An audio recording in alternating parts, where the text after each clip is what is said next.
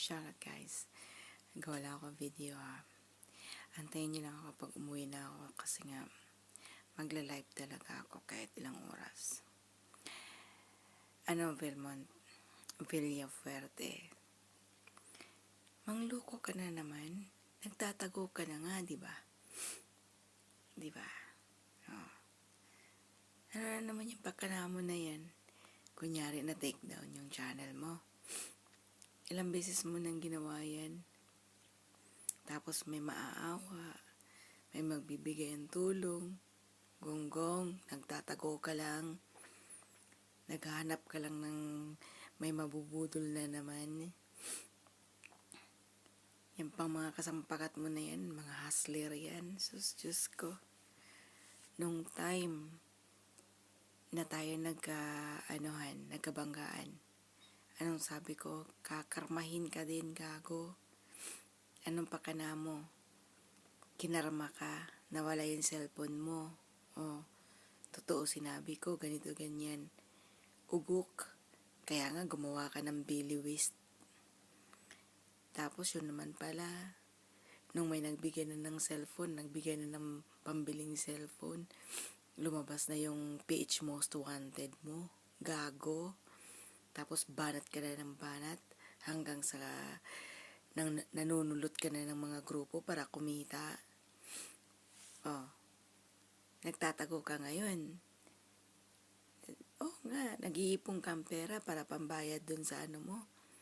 200,000 mong mahigit na pambail mo. Naghahanap ka ng pambayad ng pambail mo. Ayaw mong makulong. Ang karma sa'yo, Vilmont, alam mo, sa totoo lang, yung ganyang sitwasyon mo, hirap no? Ang hirap magtago. Ang hirap. Ang yabang mo kasi. Yan ang napapalas sa'yo. Budol ka na nga.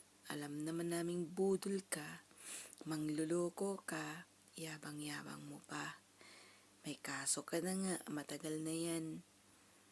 Oh. Nasa Kuwait pa ako niyan, Gong. Gonggong. Tagal na nun. Yabang-yabang mo. Ako banat ka ng banat sa akin. Banabanatan mo ako. Ako lagi. Noon, nung manahimik ako, gusto mo kong palabasin. Diba? Kala mo kung sino kang papatay sa akin, papatayin mo ako, gago. Ngayon, ano na? Papatayin mo ako, pati anak ko, dadamay mo, gago. Pupuntahan mo ako dito para patayin mo ako, para maniwala yung tililing na yung lilit tililing na yun. O ano? Naka-record to. Halos kulang ka na lang nagmamakawa kay Ara.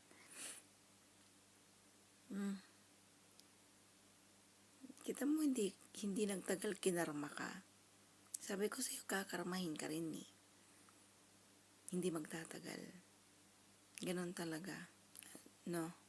Vilmont, Villafuerte. Nagtatago ka na. Kasi hindi lang naman isang kaaway mo eh. Iiwan ka pa ng mga taong nasa paligid mo. Dahil marirealize din nila kung ano ang ugali mo, gago. Diba? Pamilya mo nga. Sinong pwedeng magpagmamayabang ka at may pagmamalaki ka? Pamilya mo nga iniwan mo, diba?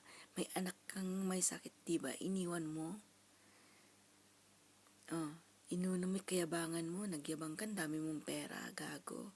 Nagyabang ka, may Armalite, may long arm ka pa, may mga baril ka. Akala mo hindi hahantong sa yan, yung mga long arm mo na yan. Dadawit pa yung kung ako yan sa boss mo, yung may-ari ng farm na yon, siya na mismo sa'yo, magpakulong. Yung mga yabang mo na yan, siyempre, tauhan ka niya, pagmamayabang mo, may mga long arm ka. Di sabit siya, tauhan niya, ganun ang ugali. Ngayon, Hindi alam ba ng amo mo na may kaso kang ganun kalaki? Di ba? Habang nananahimik ako, gago. Kita mo, ano na. Umiiwas nga ako, hindi nga ako makakapag-live kahit umuwi ako nung araw na yun. Hindi nga ako nag-live eh. Gumawa lang ako ng video. Kasi ayoko magsalita. Binipray kita na one day mahuhuli ka. Hindi eh. Nagtatago ka, di ba? Nakinig ako dun kay Juris. Nandun ka, umakyat ka. Nagtatago ka. Ganun yun. Di ka nahihiya. Sasabihin mong nagtatago ka. Sasabihin mong walang alam si Ara. Wala naman talaga siguro alam talaga si Ara. Alam ni Joris yun kung saan ka. Yabang-yabang mo. Kala mo kung sinong malaking tao. Liit-liit naman. Ganito. Ganito lang size mo. Ugok. Ang yabang-yabang mo. Kung sasabihin makabitbit ng long arm ganun. At ganito lang kaliit. Diyos ko Lord. Ang yabang-yabang. Alam mo, Vilmont. Guys, kayo sasabihin ko sa inyo. Huwag kayong maniniwala muna. Nung una, sabi niya, nawala daw yung cellphone niya. Pero nung may nagbigay ng pera pambili ng cellphone niya, nik-nik. Ngayon, sasabihin na wala yung ano niya, na-take down yung account niya. Sabi ko, may nagsabi sa dami. Ilan na silang nagsabi sa akin. Sabi ko, hindi ako naniniwala na na-take down yung account niya. Ginawa niya na yan sa akin. Nakinarma na daw siya sa mga sinasabi ko na wala daw yung cellphone niya, ganito, ganyan. Hindi daw niya ma-retrieve yung account niya. Ugok. Para may magbigay ng cellphone. Diba? Ngayon, para kaawaan, may matatanggap na naman ng mga tulong, mga biyaya. Kunyari, na-take down yung channel niya. May Biliwist yan dyan. May Biliwist. Kaya lang, wala namang kwenta yung Biliwist niya eh. Doon yan sa page Most Wanted kasi naandun lahat. Yung kalokohan niya, itinago niya na ngayon kasi nga, doon nakikita yung mga long arm at yung mga baril. Yung mga yabang niya, yung mga pang-aano niya, yung pagrarant niya, yun na andoon lahat sa PH Most Wanted. Kaya tinago niya. Kayong maniniwala kahit anong klaseng report ang gawin nyo dun. Hindi yun basta-basta mati-take down. Tandaan nyo yan guys. Ngayon, sa panahong ito, na malaki ang kinikita ng YouTube management sa aming mga YouTuber, hindi basta-basta si YouTube management na mag-take down ng YouTube channel. Ganun yun. Ang ginagawa ni Vilmont, sinasabi niya lang na na-take down yung channel niya. Hindi totoo yun. Tinago niya lang yun. Tinago niya lang yun. Sa takot na makalkal ang lahat doon. Ganun lang yun. Siyempre, madadama yung amo niya. Madadama yung may-ari ng farm. Doon siya nakatira. Confirm yan. Doon siya nakatira. Sa Manukan. Bakit may mga long arm doon? Sinabi pa niya mismo yung isa may license. Yung isa paltik. Wala. Bakit may long arm? Diba? Paulit-ulit kong sinasabi, once na ang security, once na ang guard ay may long arm, hindi yan security lang. Yan ay mga secret army o private army. Private army yan. So, yung mga iyan, baka may mga private army yan. Yung amo niya, tapos long arm ang mga gamit. Hindi natin alam kung may mga licenses yung mga ano niyan, long arm na yan. Ngayon, nadadawit yung amo niya. Ganun lang yun. Once na mag-post ka ng ganyan, isip-isip, walang security guard, pera lang sa bangko, pero ang bangko, tingnan nyo ang bangko. Shotgun lang ang gamit nila at 45 or 357. Alam nyo yung 357? Parang 338 pero malaki. Mahaba. Ang 38 maliit. Ang 357 malaki. Ay mahaba. Pero parang 38 revolver yun. Dibula yun.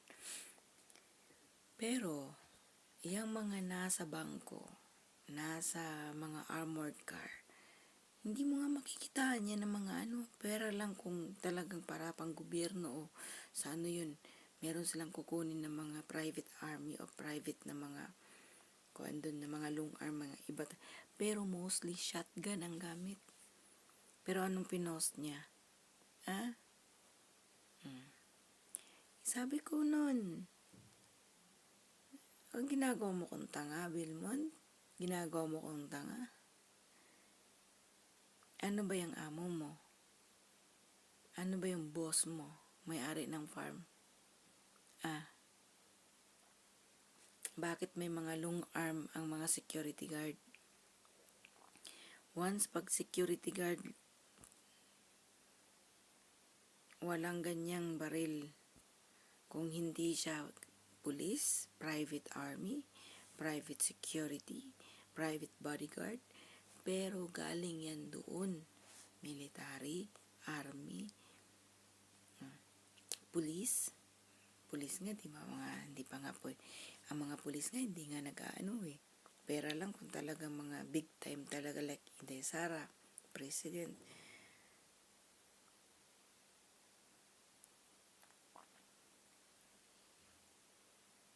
Kung hindi sindikato, mostly, mga sindikato, yung galing, bakit siya may ganun? Private army ba siya? Bakit? Sundalo ba siya?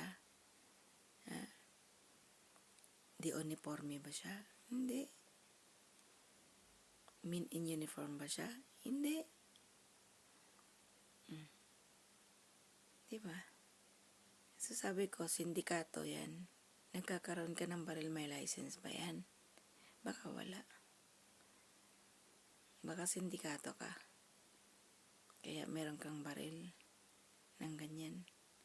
At siya na mismo ang nagsabi na paltik ang isa. Yung isa may lisensya, yung isa paltik. Tapos naglabas pa ng mga post pa ng mga baril ng ganun. Given na pwede kang mag-post ng plastic ng laruan. Pero yung mag-rant ka ng tao at mag-detreat ka ng tao, manininda ka ng tao, gagamitin mo yung mga long arm. Isa lang papasok sa otak ng tao pag hindi ka men in uniform. Sindikato ka. Kaya alam mo, Vilmon Villaforte, magtago ka na. Pero kahit anong klaseng tago ang gagawin mo, mahuhulit mahuhuli ka. Mahuhuli at mahuhuli ka. Tandaan mo yan. Tandaan mo yan. At lahat ng mga nasa paligid mo, tamimi lahat yan. Dahil sa mga kaso mong kakaharapin. Alam ba, baka iniisip mo, pati boss mo sa farm, tutulungan ka? Baka idiin ka pa. Sasabihin nun, malay ko dyan. Saan niya galing yan?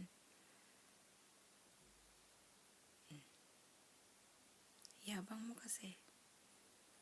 Kaya kayo guys, huwag kayong maniniwala sa style niya. Drama lang yan. Drama niyang kabulukan. Dati pa yan ginagawa niya 2020, 2021. Nagdadrama yung gago. Wala na daw yung company nila kasi ganito ganyan dun sa Africa. Kaya napauwi. Di totoo yun. May nakikipag-away siya sa Africa kaya tinanggal sa trabaho. Nung umuwi, nagtatago. Hindi dumiretso sa lugar nila. Talagang hindi dumiretso dun. Ang bumuhay sa kanya yung kabit niya. Yung kinento ko sa inyo. Nagtatago siya.